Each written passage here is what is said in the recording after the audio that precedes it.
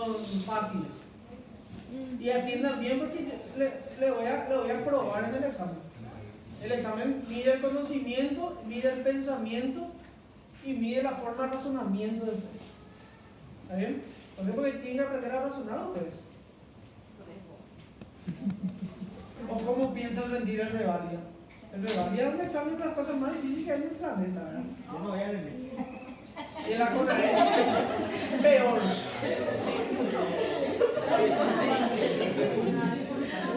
Y vamos, la CONARENSE es peor.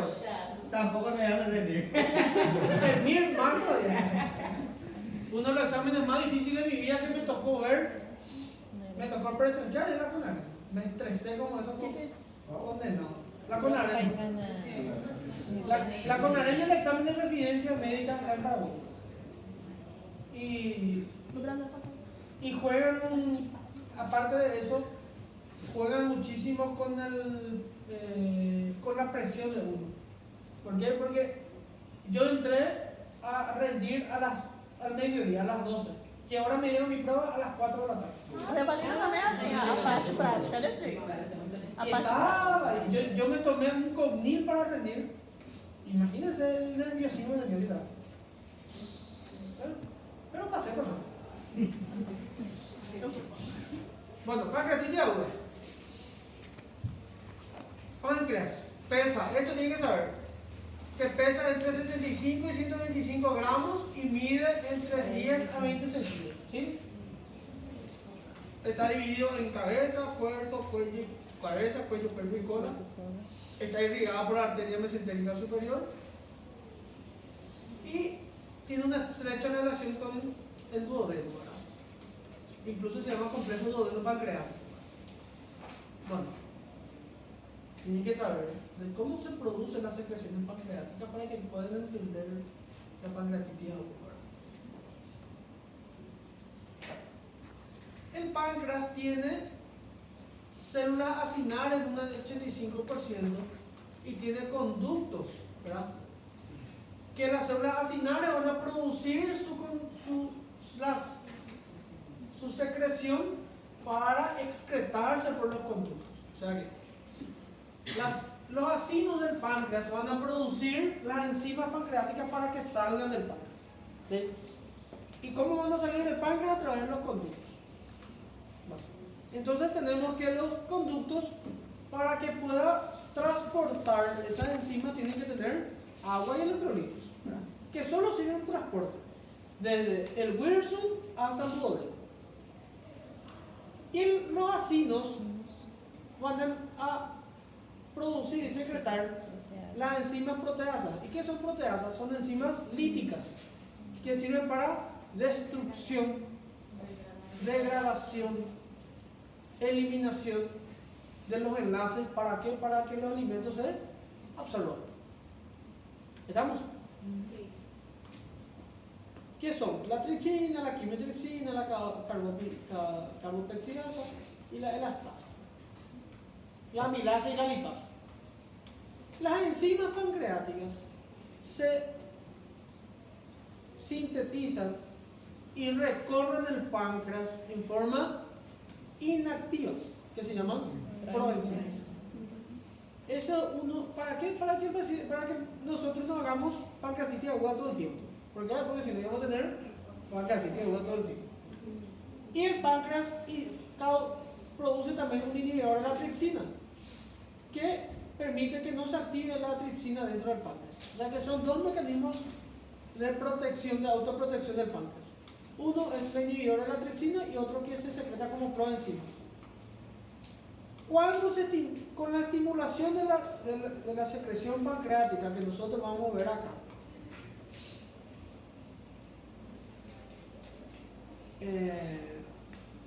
por ejemplo, yo pensar en la comida o ver la comida, ya va el 25% de la secreción pancreática. Cuando almuerzo, cuando trago la comida, un 10%, y cuando la comida llega al duodeno, el resto del 60-70%. Con esa estimulación se va a secretar el líquido pancreático, y el líquido pancreático ya le va a esperar el alimento en el duodeno, y ya van a activarse. ¿Con qué se activa? con la enteroquinasa. ¿Y dónde encontramos enteroquinasa? En el líquido duodenal y en el líquido biliar. ¿Estamos? O sea que se tiene que, el páncreas solo no va a, la enzima pancreática sola no va a poder activarse dentro del páncreas, sino que fisiológicamente encontramos de que tiene que encontrarse con la enteroquinasa. ¿Por qué se produce la pancreatitis aguda? Acá le vamos a mostrar. Se produce cálculo en la vesícula, la patología más frecuente es la biliar, ¿verdad? Se produce cálculo en la vesícula, de la vesícula se va a trasladar los cálculos al colédoco y del colédoco a la papila. Se va a obstruir la papila y generalmente el 80-85 de los cálculos se van a expulsar. ¿Y por qué es lo que causa entonces la pancreatitis? Porque va a causar una papilitis. La expulsión de esto causa una erosión de la mucosa de la papila duodenal y produce una papilitis. Y la papilitis va a cerrar. Es como si fuera que todo el tiempo esté cerrado, pero el cálculo ya está afuera. ¿Qué va a pasar con esa papilitis? El líquido duodenal va a irse hacia atrás, va a absorber el líquido duodenal. Y entonces el líquido duodenal va a venir acá, dentro del páncreas. Y la bilis, como no va a poder salir y la presión del colédoco es mayor que el Wilson, entonces, ¿qué hace la bilis? Se va al páncreas. ¿Y qué tiene el líquido biliar y la bilis? Enteroquinasa. ¿Y qué va a pasar entonces? Va a activar la enzima pancreática. ¿Y si se activa la enzima pancreática dentro del páncreas, qué va a pasar? Van a autodigerir el páncreas. Van a causar una inflamación del páncreas. Y esa inflamación del páncreas, ¿qué va a pasar con las enzimas pancreáticas?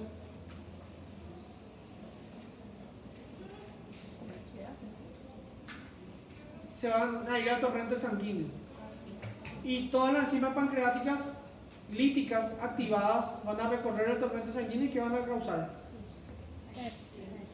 Respuesta inflamatoria sistémica en todo el cuerpo. Entonces, ¿entienden el por qué se produce la pancreatitis aguda? ¿Sí? Para eso tienen que saber todo esto. Fácil, ¿verdad? Fácil es la comprensión, para eso tienen que leer todo tiene su mecanismo del porqué. Si ustedes agarran su libro de fisiología, su libro de fisiopatología y después leen la clínica, yo les aseguro que nunca me se van a olvidar de las cosas. Eso ya le va a servir para toda su vida. Ustedes tienen que estudiar para la vida, no tienen que estudiar solamente para mi examen, ¿verdad? Esa es la teoría del flujo biliar. Biliar y el duodenal, ¿verdad? Que son las más aceptadas, las teorías más aceptadas. ¿Y qué es la pancreatitis aguda? Acá vamos a detenerlo otra vez. Dice, inflamación de la glándula pancreática. Eso es la pancreatitis aguda. ¿Qué dice? Compromiso variable de ella. ¿Qué significa compromiso variable de ella, Nayara? Perdón, ¿cómo? Inflamación de la glándula pancreática con un compromiso variable de ella y de los órganos vecinos. Ay, não vai funcionar da forma que deveria, ué. Sí, pero ¿qué significa variable? Que não vai ser Porque vai fechar todo ou só parcialmente. Entonces hay grados del páncreas. Puede ser leve, moderada, grave y crítica. Eso es lo que está diciendo acá en pocas palabras. Así como la respuesta inflamatoria sistémica derivada de la rotura de las células sinares y liberación del contenido enzimático que va a causar un... ¿Qué significa esto? Sí. Bueno, generalmente el 80 al 90% de las pancreatitis agudas son leves y autolimitadas. Solamente el 10 al 20% van a encontrar una complicación que puede ser una moderada, grave o la crítica, ¿verdad? La mortalidad de la leve es 1% nomás, pero de la grave aumenta hasta el 30%, ¿verdad? Cuanto más complicada está la pancreatitis, mayor el índice de mortalidad. Y hay dos tipos de complicaciones de la pancreatitis, que son las complicaciones locales y las complicaciones sistémicas. Las complicaciones locales son tardías o tempranas. Tardías. Las complicaciones locales son tardías. Y las complicaciones sistémicas son tempranas. O sea que el paciente va a tener primero SIRS y después va a tener sus complicaciones de la pancreatitis, que son el absceso pancreático, la colección de líquida pancreática, el pseudoquiste pancreático y la necrosis pancreática. ¿Estamos? Primero el paciente va a tener SIRS. ¿Verdad? ¿Y por qué va a tener primero SIRS? Y por causa de las enzimas pancreáticas líticas activadas que están recorriendo por todo el cuerpo. Acuérdense, si destruyen el páncreas, pueden ir a destruir otro lado de los órganos. Puede destruir el hígado, el riñón, el pulmón, el corazón, el cerebro, etcétera, etcétera. No se conoce el mecanismo exacto. Y acá, es el resultado final de la activación enzimática pancreática anómala dentro de las células sinapsis. O sea, se activan las células pancreáticas dentro del páncreas. Los estudios han demostrado de que después de 15 minutos de lesión pancreática ya se produce todo este sistema. La cascada inflamatoria es autolimitada en el 80 al 90% de los casos, ¿verdad? O sea que generalmente el caso más frecuente de pancreatitis es la pancreatitis aguda leve. Casi todos los pacientes con pancreatitis aguda leve. La forma más frecuente es los cálculos biliares. El segundo en frecuencia es el etanol. El etanol lo que hace es, lo que se cree, lo que se hace el etanol es que activa, se inhibe el mecanismo compensatorio, el mecanismo de autoprotección, inhibe el inhibidor de la tripsina y ya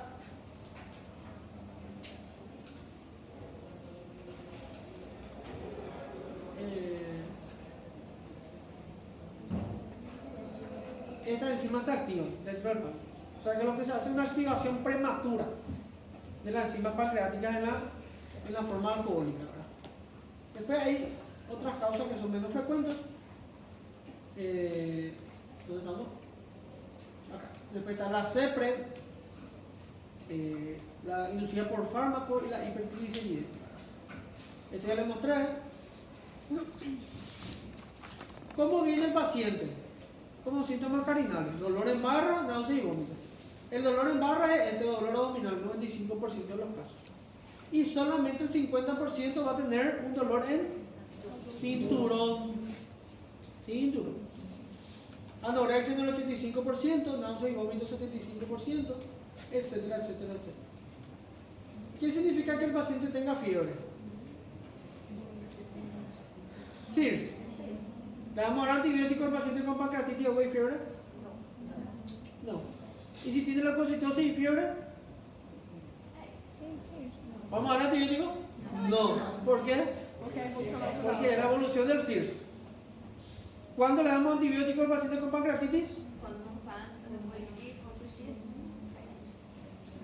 7. Eso Tem algo assim. cuando tiene ictericia obstructiva y cuando tiene necrosis. O cuando lo que dice Nayara, hay también estudios que empiezan a partir de la segunda semana de los pacientes que no mejoran con pancreatitis y ya le dan antibiótico terápico. Ictericia obstructiva y necrosis pancreática infectada. Bueno, entonces, ¿cómo hacemos el diagnóstico? Clínica, laboratorial, imagenológica.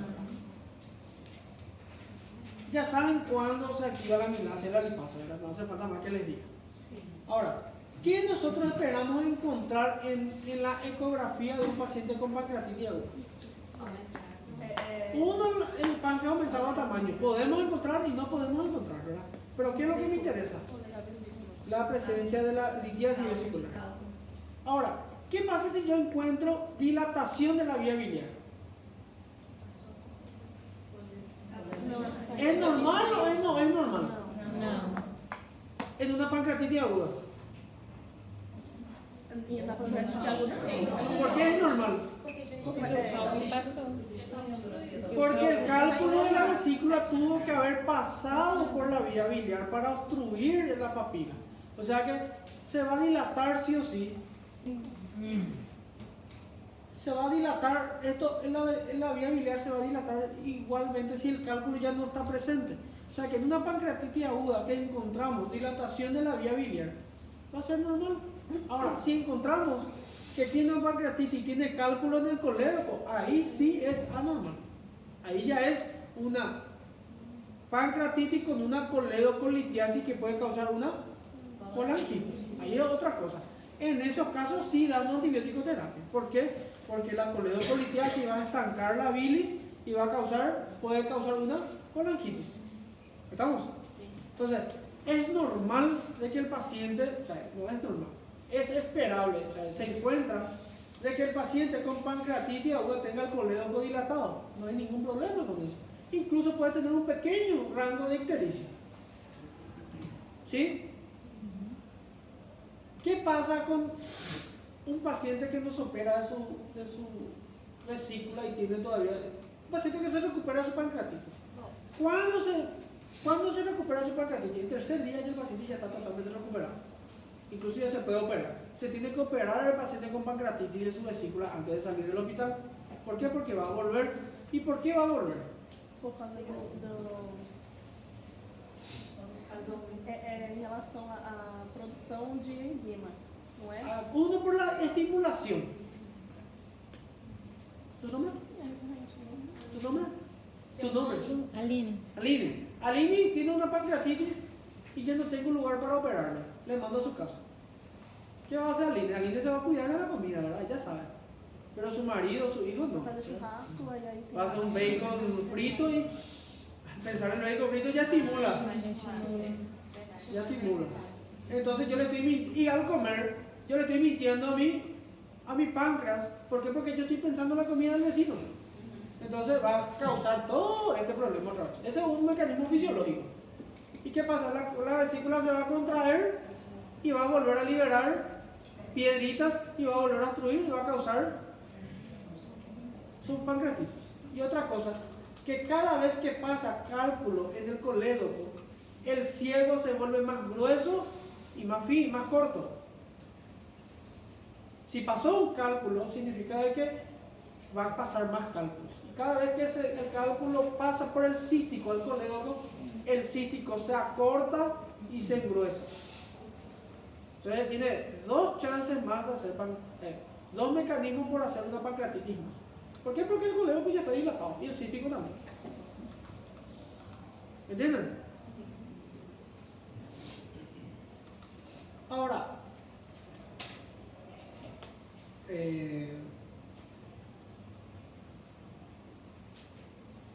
¿cuánto es el calibre normal del colédoco? 6. Realmente dicen los libros, dice tú revisando que dice hasta 6. A partir de 7 ya se considera dilatado. En pacientes que tienen vesícula, ¿verdad? ¿Y pacientes que no tienen vesícula? 10. Vesícula in situ, entonces hasta a 6. Hasta 6. Y colecistectomizados hasta 10. Entonces existen las valoraciones prognósticas. ¿Cuáles son los estudios laboratoriales que le voy a pedir a un paciente con pancreatitis aguda? Amilasa y lipasa, ¿verdad? Uno para hacer el diagnóstico, ¿verdad? Y después para estratificar mi pancreatitis en leve, moderada, grave, crítica. ¿Qué le voy a pedir? Primero, hemograma. ¿Qué lo voy a encontrar en el hemograma? Leucocitosis y neutrofilia, puede ser también otra cosa. El hematocrito. Muy importante. ¿Por qué? Porque el hematocrito aumentado significa que el paciente está deshidratado. Coagulograma. Si el coagulograma está alterado, significa que hay una alteración hematológica. El paciente tiene una falla orgánica. Glicemia. Si la glicemia está aumentada, me sirve para mi ransom. ¿Sí? Perfil renal me sirve para ver si el paciente está con insuficiencia renal o no, una falla orgánica.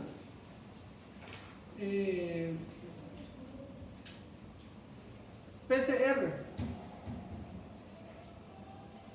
¿Por qué? Porque si el PCR viene mayor a 150 significa que el paciente está con una inflamación muy exacerbada, ¿verdad?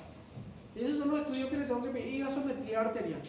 Son esos los estudios laboratoriales que le tengo que pedir al paciente con pancreatitis aguda. ¿Para qué? Para saber su Ransom, su Apache, su BISAP, su Marshall, su Petron. ¿Cuál usted tiene que saber? Ransom, BISAP, Marshall y Petron. los más cortos. ¿Sí? Bueno, ¿cuáles son los signos de alarma pancreático? Obesidad, edad avanzada, defensa abdominal, o sea que yo le palpo al paciente y me defiende el abdomen, eso es un signo de alarma. Que tenga derrame pleural y alteración de la conciencia, el Glasgow bajo. PCR mayor a 150, hematocrito mayor a 44, la procalcitonina mayor a 0,25, que tenga derrame pleural, líquido peritoneal en la ecografía y que tenga Apache mayor a 8, Ransom mayor a 3 y Visap mayor a 3. Visap mayor a 3. Anoten eso ahí al lado. Esos son los signos de alarma pancreático. Cuando tiene esto, entonces podemos decir que el paciente está desarrollando una falla orgánica y entonces se clasifica como. O sea que si yo le saco, ¿cuáles son los criterios para determinar pancreatitis aguda potencialmente grave? Apache maior que 8, Apache maior que 2, Visap mayor a 3, derrame pleural, líquido libre peritoneal, PCR mayor a 150, hematocrito mayor a 44, procalcitonina mayor a 0,5, obesidad de edad avanzada, defensa abdominal y alteración de la conciencia. ¿Sí? Ahí hay una pregunta de examen. Opa.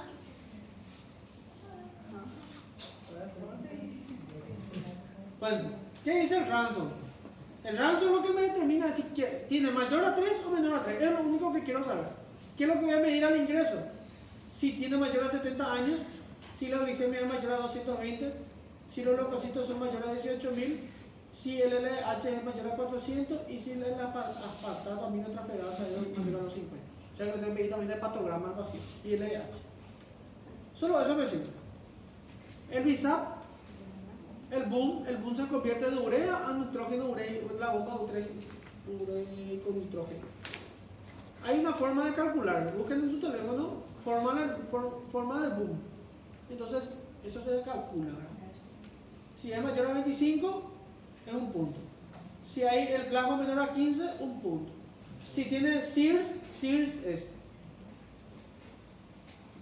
hipertermia o hipotermia, taquipnea, taquicardia o leucocitosis o leucopenia. Si tiene dos de estos, se considera SIRS, un punto. Que tenga mayor a 60 años, un punto, y que tenga derrame pleural, un punto. ¿Cuándo es grave? Cuando presentamos es mayor a 3. Y el Marshall lo que mide es si tiene falla orgánica o no, ¿verdad?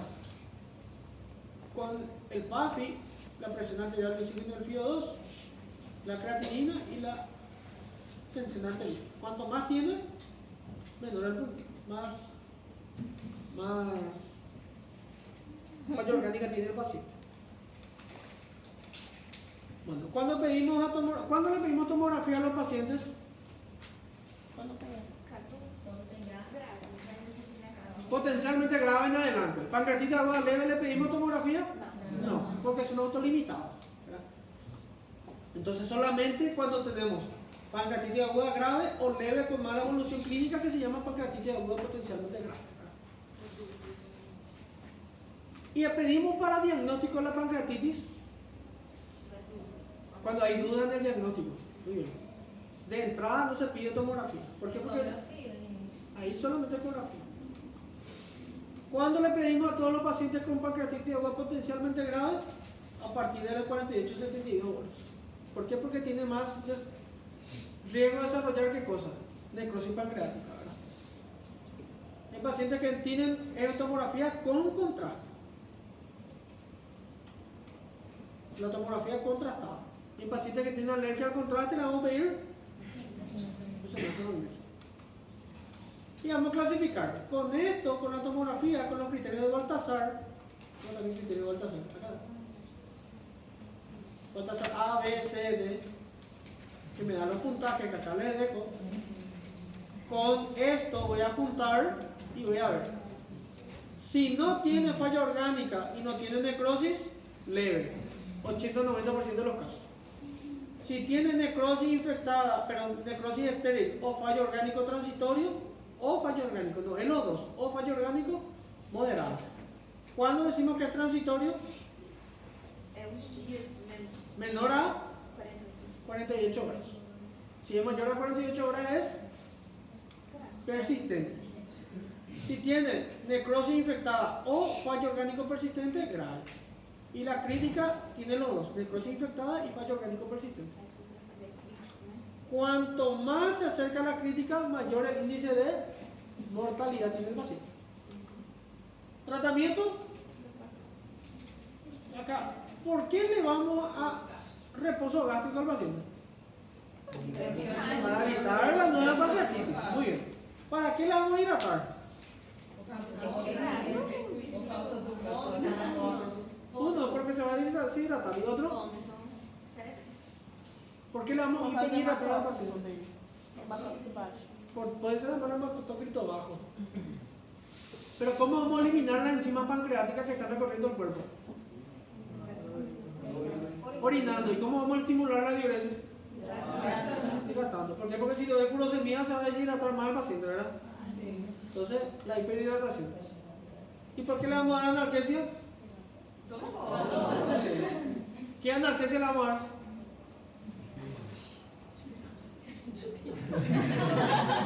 ¿Qué analgésico? AINES. Ketorolac. Dipirona, paracetamol. ¿Se puede usar morfina en un paciente con pancreatitis? ¿Por qué no? Não sei. Esconde a dor. Você falou, parece que. Esconde a dor.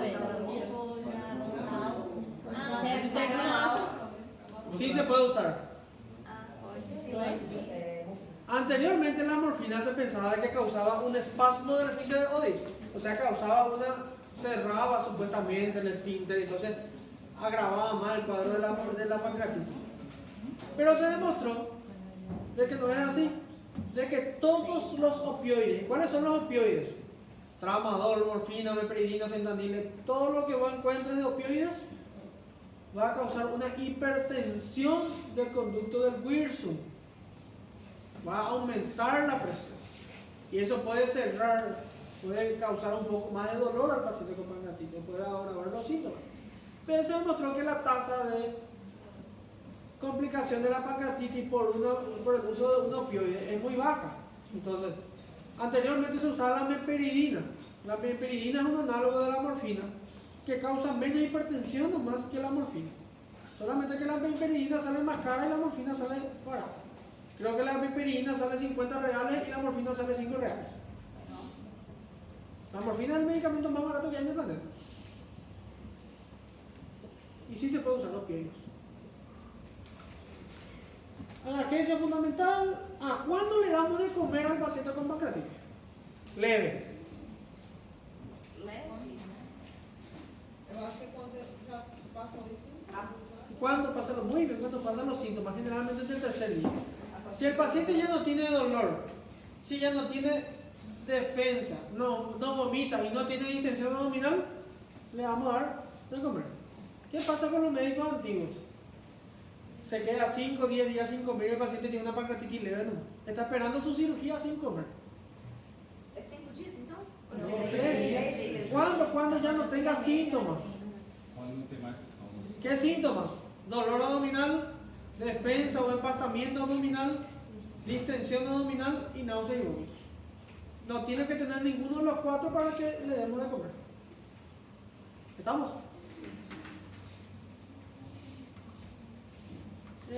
Acá está. ¿Cuándo le vamos a pedir CEPRA a un paciente? ¿Cuándo? Quando é obstruído por Este es el contexto de pancreatitis y coledocolitiasis, en los dos contextos. Si el paciente tiene colangitis, le pedimos CEPRA. Si la bilirrubina total del ingreso es mayor a 4, le pedimos CEPRA. Y si tiene coledocolitiasis por ecografía, le pedimos CEPRA. ¿Sí? Ahora, si tiene bilirrubina entre 1 y 4 y tiene solamente dilatación de la vía biliar y no encontramos el cálculo que le vamos a pedir. ¿Qué le vamos a pedir? Calma aí, fala de novo. Cuando tiene bilirrubina entre menor a 4 y solamente vemos dilatación de la vía biliar, colangioresonancia. les mostré lo que es la colangia de resonancia, ¿recuerdan? Entonces, generalmente los pacientes que ya no tienen estos criterios, generalmente los pacientes ya expulsaron su cálculo. Entonces no hace falta pedirle una CEPRE porque la CEPRE es más cara. Les conté cuánto está, ¿verdad? 3.600.000 sale una CEPRE. Y la resonancia magnética sale 700.000. Obviamente, si encontramos en el criterio fuerte, si le pedimos una colangia o resonancia y encontramos cálculo, va a tener que hacerse su CEPRE, va a tener que gastar un poco más, ¿verdad? Pero la chance es muy pequeña. ¿Sí? Y moderado, que hacemos, esperamos a que tenga un criterio fuerte o muy fuerte para hacerle su colangia o resonancia o su CEPRE. ¿Cuáles son las complicaciones de la CEPRE? Pancreatitis, colangitis, colecistitis. ¿Después? Hemorragia y perforación. ¿Cuándo sospechamos de que el paciente tenga una pancreatitis post-CEPRE? Dolor no epigastro, después Cuando de tiene CEPRE. dolor después de la CEPRE.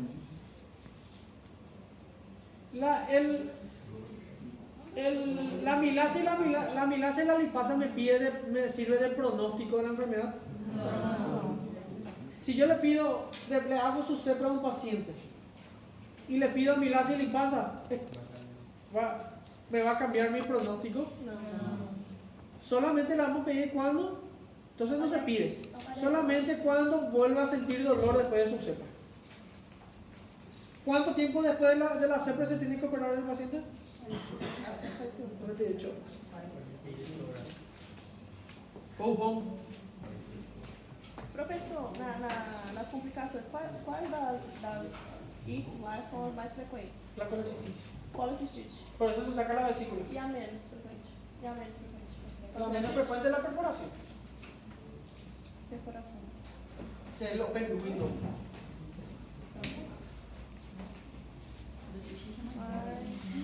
E a perfuração é